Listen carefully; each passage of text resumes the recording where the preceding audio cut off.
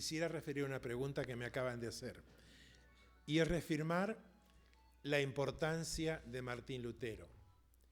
En cierta manera, Martín Lutero tuvo el privilegio de estar en el momento adecuado, en el lugar adecuado, a la hora adecuada. Él comenzó su movimiento en un lugar donde le apoyaban, donde había un montón de cosas ocurriendo. Si Lutero lo hubiera hecho en la época de Hus, tal vez Lutero le hubiera pasado lo mismo. Lutero hubiera muerto en la hoguera en lugar de haber muerto tranquilo en su cama. Y el mérito principal, en cierta manera, es no tanto de ser lo que él haya escrito, porque ya muy poca gente lee lo que él escribió, sino el hecho de haber comenzado, de haber dado el puntapié inicial del partido o de haber dado los primeros golpes con el martillo. Y luego, detrás de él, otros siguieron. Un poco también sobre mi experiencia, antes de continuar. Soy cristiano, pero no católico. Ustedes se podrán dar cuenta de la manera de que hablo. Protestante. Tengo antepasados valdenses. Me crié en un hogar menonita. Me bauticé a los 16 años. Fui bautizado a los 16 años. Vine a Estados Unidos a trabajar con... Bueno, pero antes de venir a Estados Unidos, era miembro y anciano de una iglesia presbiteriana en Buenos Aires. Es la iglesia protestante más antigua de América Latina. Fue fundada en 1829 y continúa en existencia desde esa época. A Estados Unidos vine a trabajar con la iglesia metodista aquí en Bakersfield. Así que mi experiencia con las denominaciones es muy grande. Soy muy amigo del pastor Rubén Darío Sánchez, a quien todos ustedes conocen, y él fue el que me invitó porque hemos hablado tanto sobre historia de la iglesia y mi experiencia con la historia de la iglesia. Así que me siento muy feliz porque cada cosa que comparto con ustedes son cosas con las que son parte de mi tradición, de mi experiencia. Y cuando uso la palabra tradición, es muy importante que entendamos, no me refiero a una tradición tonta, es al cuerpo de cosas que he recibido. O sea, todo eso que ha venido a mí en la tradición reformada, todo eso que ha venido a mí en la tradición menonita, todo eso que ha venido de mí de la tradición valdense. O sea, la tradición con palabras mayores, y eso es lo que ustedes también tienen que ser orgullosos, es de su tradición adventista. O sea, lo que ustedes han recibido, lo que los ha hecho a ustedes ser parte de lo que son, es la tradición de que son parte. O sea, es la línea, la historia. Por eso es tan importante la historia.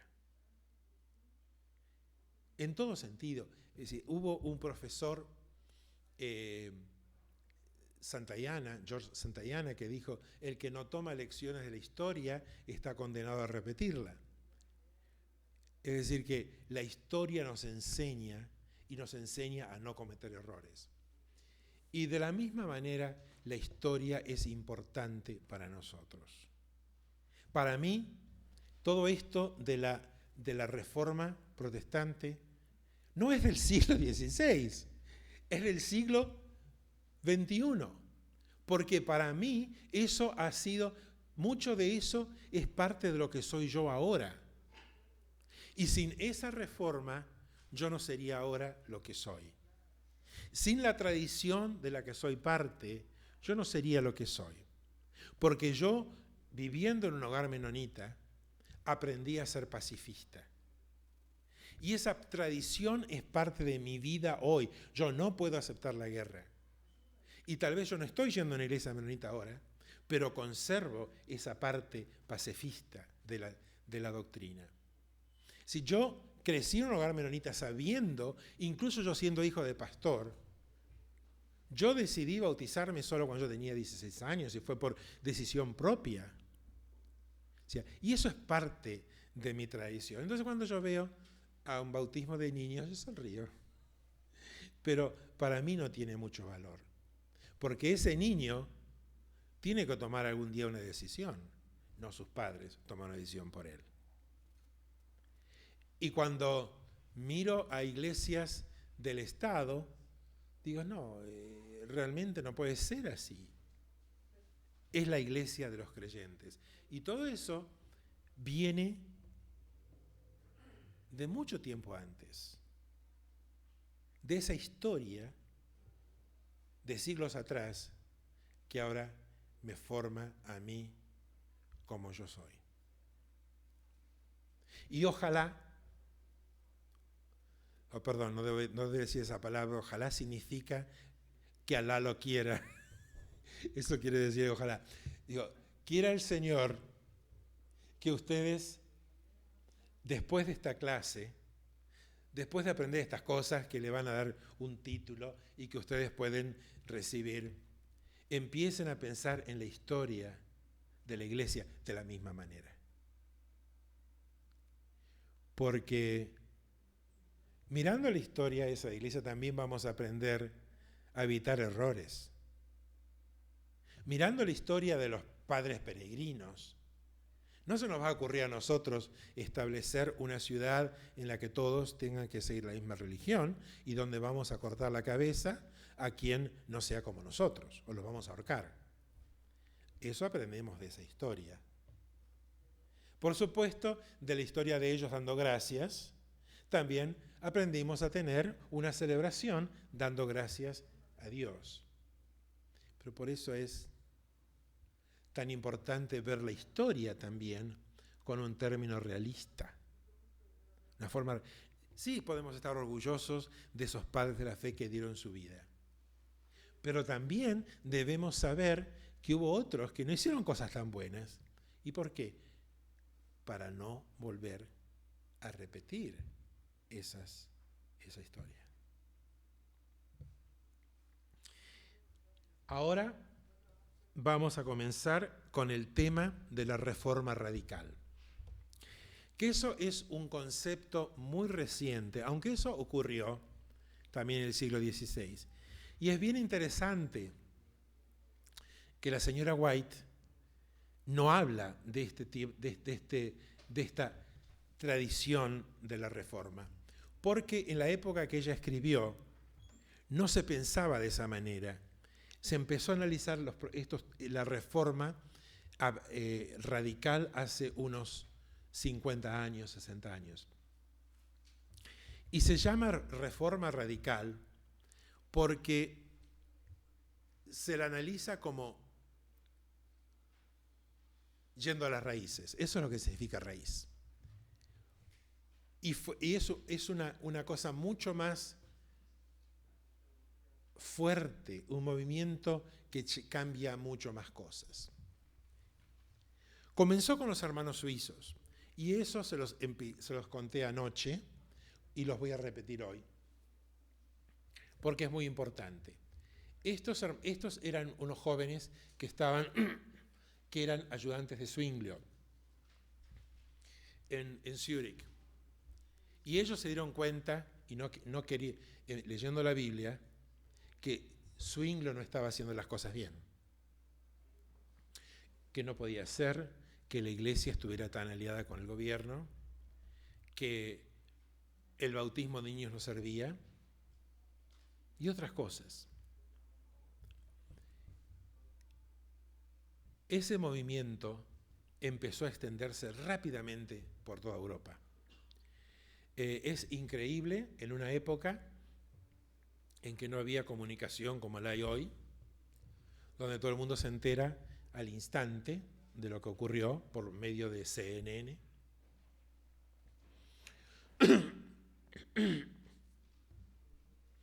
Y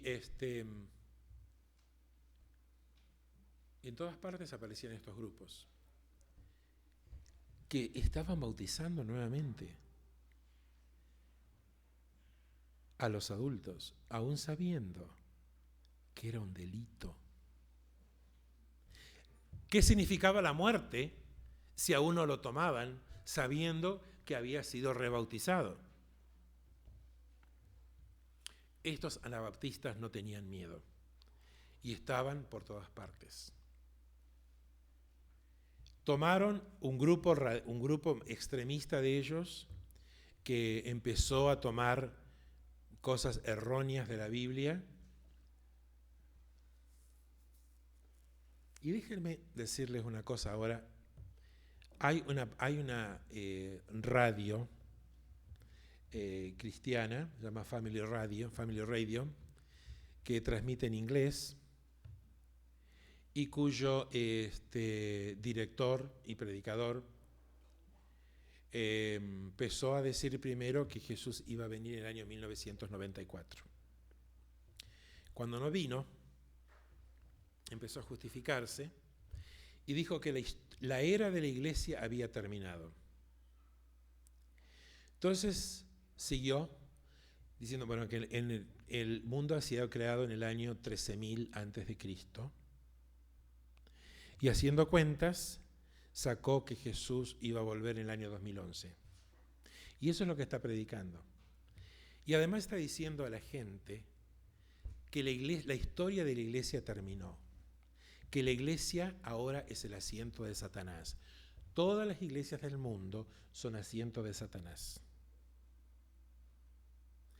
Que quien quiera salvarse debe salirse de la iglesia, que ya las iglesias no son necesarias, que uno puede reunirse con su familia a leer la Biblia si quieren y a escuchar la radio, pero no pueden tener una iglesia con pastores, ancianos, ministros y cosas así. Y si ustedes lo escuchan, es increíble, es muy convincente. Y la gente, él tiene un programa de radio con preguntas y respuestas, y todo el tiempo está ahí. Y dice las cosas más ridículas que ustedes se puedan imaginar, basadas en la Biblia.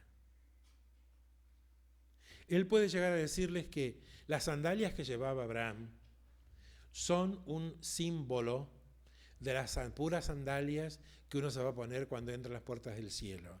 Y para que las sandalias sean purificadas hay que lavarlas en el río Jordán. O sea, unas cosas totalmente ridículas basadas en la Biblia. Y les digo esto porque eso es otra cosa que está pasando en estos días, hoy mismo. Ayer estaba escuchando esa radio, que la escucho siempre, no por lo que él diga, sino por los himnos que ponen, porque la música es esplendorosa, todos los himnos que a mí me gustan están en esa radio. Pero lo que dice es la cosa más ridícula y tremenda. O sea, la gente llama con versículos de la Biblia para preguntarle y eso es todo. Todas las iglesias están condenadas. Dios ya no está en ninguna iglesia, ninguna. Ni aún la que se crea la más perfecta, ni una. Ni siquiera las adventistas se salvan. Así que también están condenadas. Hay que salirse.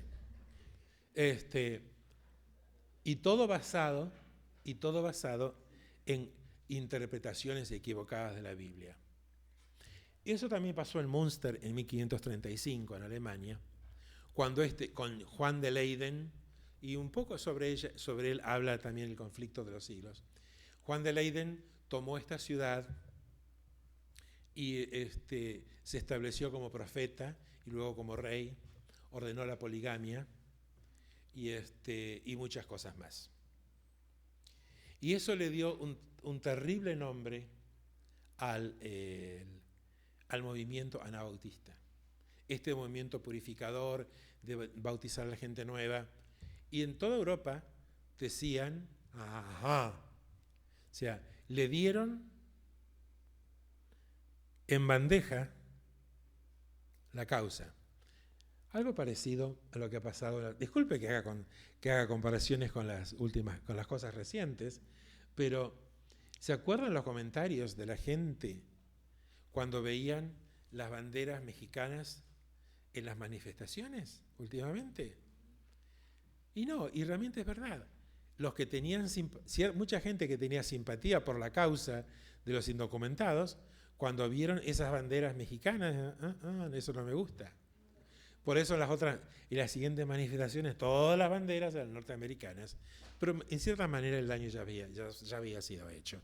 O sea, esos que estaban con las banderas mexicanas y las manifestaciones, le estaban entregando la causa a los enemigos de la causa, que ahora estaban diciendo, miren esos que están acá, están con una bandera de otro país, entonces, ¿qué están haciendo en este país? 400 años atrás, la gente decía, miren los anabautistas, esos que tanto hablaban de la renovación de la iglesia y de la purificación y de las cosas, miren lo que están haciendo ahí en Münster. Y realmente le dio un nombre tan malo a la palabra anabautista que los anabautistas nunca más lo usaron y se empezaron a llamar con otros nombres. Y el primer nombre que usaron fue el de los menonitas. Menno Simons era un sacerdote holandés que simultáneamente con esa tragedia de Münster se convirtió, dejó los hábitos y empezó a escribir en apoyo de los anabautistas pacíficos. Porque esos anabautistas que se habían juntado en Münster eran violentos. Ajusticiaban a gente en la ciudad, estaban tomando las armas contra el ejército católico que rodeaba Münster. Pero Menno empezó a enseñar a estos pobres que habían quedado tan derrotados por esa tragedia la importancia de la vida sencilla,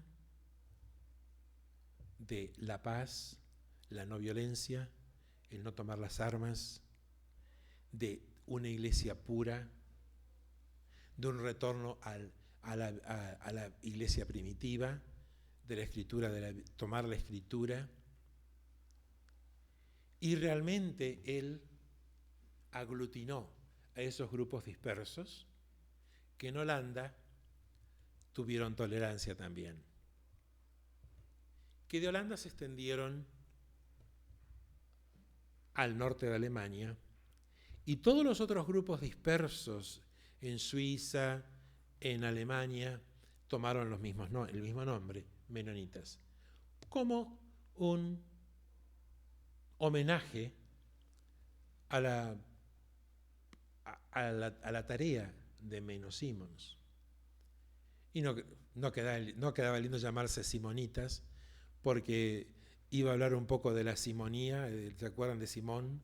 Aquel que quería comprar de los apóstoles el derecho a hacer magia. Y simonía así que mejor llamarse menistas o menonitas. Y después de tanta persecución, estos grupos se encerraron en sí mismos. Y ese es un gran peligro de los grupos perseguidos. Cuando, por autodefensa, nos quedamos entre nosotros, protegemos lo que tenemos.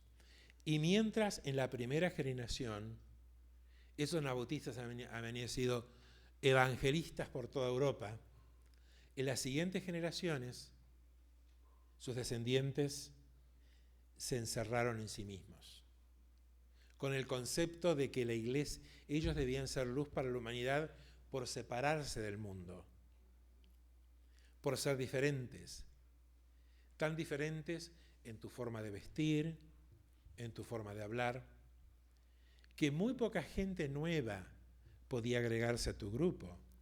Tu grupo podía crecer solamente por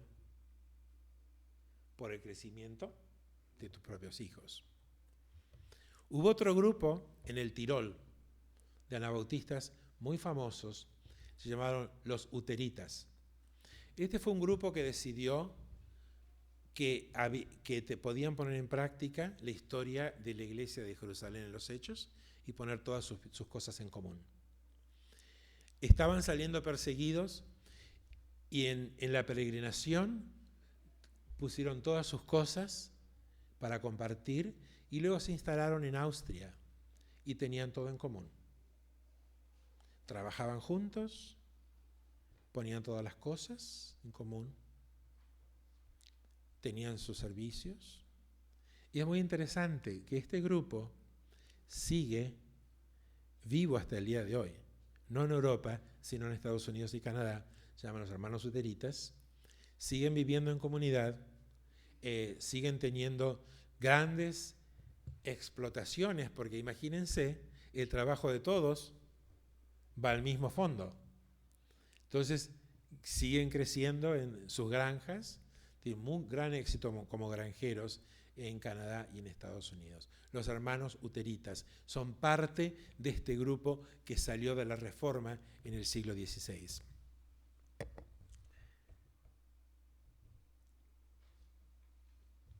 Los bautistas, un poco hemos hablado de ellos.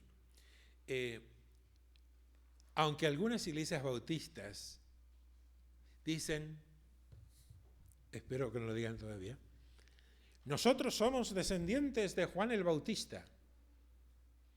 ¿Cómo de Juan el Bautista? Sí, del apóstol, de Juan el que bautizó a Jesús. O sea, somos de antes de Jesús. Juan bautizaba y nosotros también bautizamos. Así que nosotros somos las únicas iglesias verdaderas porque venimos de antes de Jesús, por lo menos unos años antes de Jesús. Y bueno, yo un poco por respeto a esos viejos creyentes, uno no les decía nada, pero realmente el comienzo oficial de los bautistas fue el año 1609, cuando esa congregación inglesa, exilada en Ámsterdam, tomaron la decisión de bautizarse, de rebautizarse. Luego volvieron a Inglaterra y algunos de ellos vinieron a América, donde los padres peregrinos le pusieron mala cara y le dijeron, si no son como nosotros, se van. Así que se fueron, hicieron su propia colonia en Rhode Island.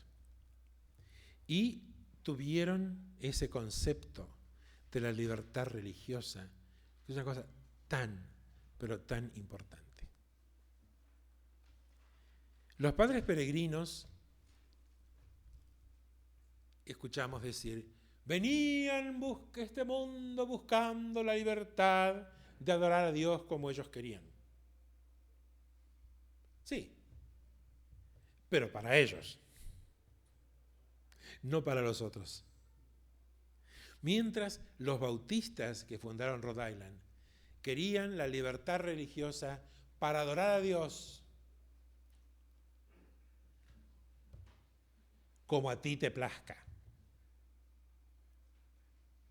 Y claro, eso viene, no soy objetivo, eso viene de mi trasfondo y de mi herencia que viene de esa época. Es decir, porque eso fue el concepto de los anabautistas. La iglesia es la iglesia formada por las personas que quieren seguir a Cristo. No formada por aquellas personas que nunca decidieron, y sus padres decidieron por ellos, sino por el momento en que tú decidiste. Jesús es mi Señor y voy a bautizarme para dar testimonio público de mi decisión por Cristo. Los bautistas tenían esa visión. la visión de la libertad religiosa. Mientras los otros anabautistas, los menonitas, por la experiencia de persecución, se encerraron en sí mismos y continuaron encerrados en sí mismos por siglos. Los bautistas fueron por todas partes, predicando, evangelizando, fundando iglesias. Y como les digo, para ellos sus iglesias eran totalmente independientes. Cada iglesia decide lo que debe hacer. El pastor me estaba contando la historia de esta iglesia anteriormente, la congregación que se reunía aquí. Y claro, eso mostraba también qué es lo que pasa cuando la iglesia es independiente. Y hay problemas dentro de la iglesia. Y no hay nadie que ayude, y hay peleas, y hay facciones. O sea, eso es un peligro también. Pero, como les digo, los bautistas continuaron evangelizando, continuaron fundando iglesias, y son tremendamente numerosos. ¿Cuántas de sus iglesias son fieles al principio? Es difícil de establecer, porque hace unos años la Convención Bautista del Sur decidió que iba a tomar un examen de fe a todos los misioneros, a todos los profesores de teología, para estar seguros de que pensaban lo que era correcto. Y hubo muchas iglesias que se separaron porque dijeron, el concepto bautista de la iglesia es la libertad de conciencia. No podemos obligar a la gente a creer como nosotros. Y eso sigue siendo un debate entre los conservadores de los bautistas, que quieren que todos piensen lo mismo, y los otros bautistas moderados, que dicen la gente tiene derecho a pensar en manera diferente, incluso dentro de los bautistas.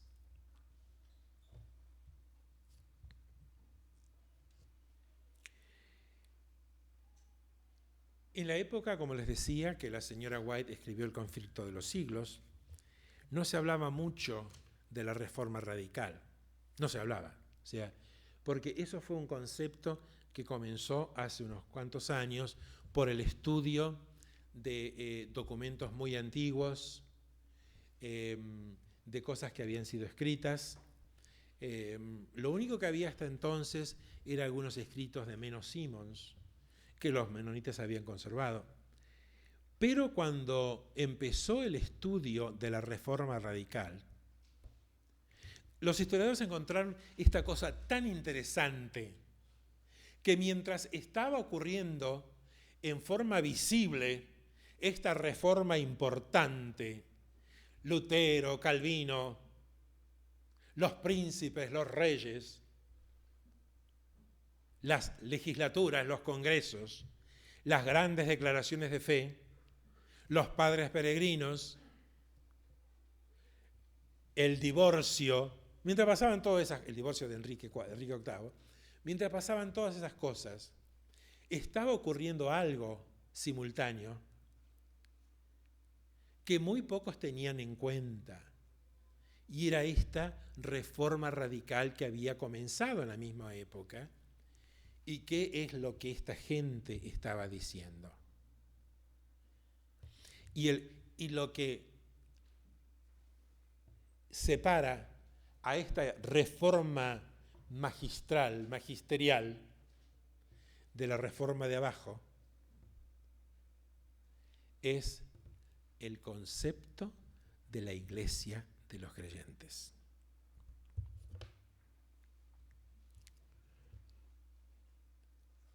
El cuerpo de Cristo está formado, el pueblo de Cristo está formado por personas que voluntariamente han decidido unirse a este cuerpo. Las decisiones en este cuerpo deben tomarse a la luz de la Escritura y en consideración y en discusión de la congregación. Entonces, esos reformadores radicales, ellos no tomaban la decisión porque uno de arriba lo decía, sino porque en oración y en estudio de la Escritura lo discutían entre ellos hasta que se llegaba a un consenso. No había votación, era oramos y oramos y oramos, hasta que el Señor nos ayuda a tomar una decisión en la que todos estamos de acuerdo. Y tal vez ocurra que este piensa una cosa y este piensa la otra, pero luego de oración nos vamos acercando, y no es tan importante esto ni tan importante esto, hasta que de golpe nos encontramos que estamos pensando lo mismo. Y eso no podía darse en la iglesia de arriba, donde la gente estaba yendo a la iglesia porque, bueno, el príncipe se lo decía, o porque, bueno, tú leías algo y te gustaba. Esto estaba por una gran comunión que estaba expresada en esa toma de conciencia mutua, en actos de humildad, como el lavamiento de pies. Y eso es muy interesante. Una de las pocas iglesias que continúan ahora, hay iglesias menonitas y de los hermanos que practican el lavamiento de pies, hay solo una otra denominación que lo hace: los adventistas. ¿Se dan cuenta? ¿Qué es otra cosa que emparenta a los adventistas con este movimiento de la iglesia de los creyentes? O sea, ustedes no vienen y dicen, está bien, hay vaticanos adventistas como Puigari en Entre Ríos, en la Argentina, pero tú no eres adventista y vas ahí, no hay problema, no te cortan la cabeza. Pero los adventistas tienen también ese concepto de la iglesia libre, que forma parte de la historia de los anabautistas. Y otro concepto que ellos tenían, y un poco en reafirmación y rechazo de lo que ocurrió en Münster, fue el rechazo del uso de la espada. Y esa fue una cosa muy revolucionaria, porque ellos prefirieron sufrir antes que tomar la vida de otro. Y hay un libro que muchos de ellos conservan, se llama el espejo de los mártires. Incluso si lo miran en la Wikipedia, va a haber un grabado ahí que muestra a Dirk Willems, que era uno que estaba escapando, estaba siendo perseguido por un soldado católico, era en el invierno, y Dirk cruza un lago helado, y detrás viene el soldado, que aparentemente era más pesado que él, y el hielo se quiebra, y el soldado se hunde. Y Dirk mira de atrás y lo ve a este soldado en peligro de muerte. Y Dirk no dice, ajá, ahora te las arreglas. No, lo que Dirk hace es volver y ayudar al soldado a salir del agua helada. Y por hacer eso, es capturado por otros soldados y ejecutado. Testimonios como ese enseñaban a los anabautistas que es importante dar la otra mejilla, que es importante resistirse al uso de la espada, porque ellos decían, Dios va a pelear por nosotros. Y aún hasta el día de hoy muchas de esas comunidades practican la no violencia. No van a la guerra, hacen servicio alternativo, y es muy interesante también que en el comienzo los adventistas hacían lo mismo. O sea, trataban de hacer un servicio, incluso en la guerra, un servicio que fuera más pacífico, trabajando como médicos o cosas así. O sea, esa es otra semejanza que pone a los adventistas en la tradición de la iglesia libre.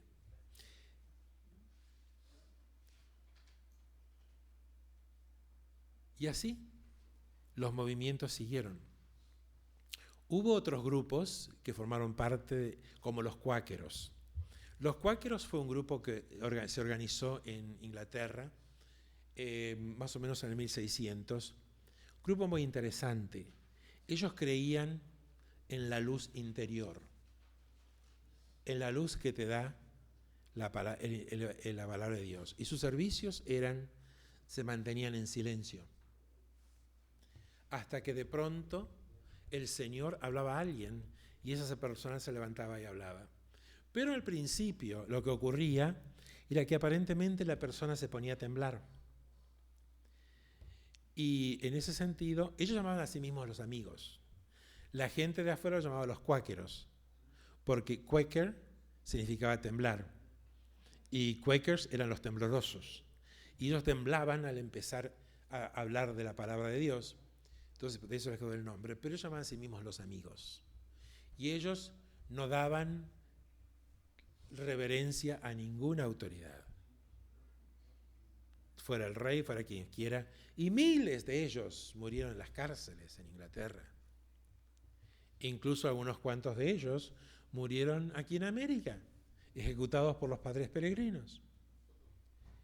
Y ellos, la Sociedad de los Amigos, continúa hasta el día de hoy, un gran testimonio de paz en medio de las guerras, una de las pocas organizaciones religiosas que recibieron el Premio Nobel de la Paz, y ellos también son parte de la Iglesia Libre. Muchas de sus iglesias ya no tienen sus cultos en silencio. Son iglesias como cualquier otras, con sermones e himnos y todo demás.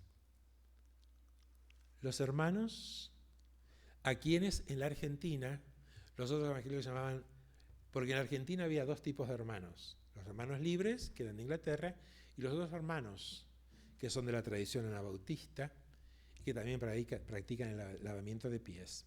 Entonces, jocosamente, para diferenciarlos, los otros evangélicos decían, estos son los hermanos libres, estos son los hermanos lavapiés.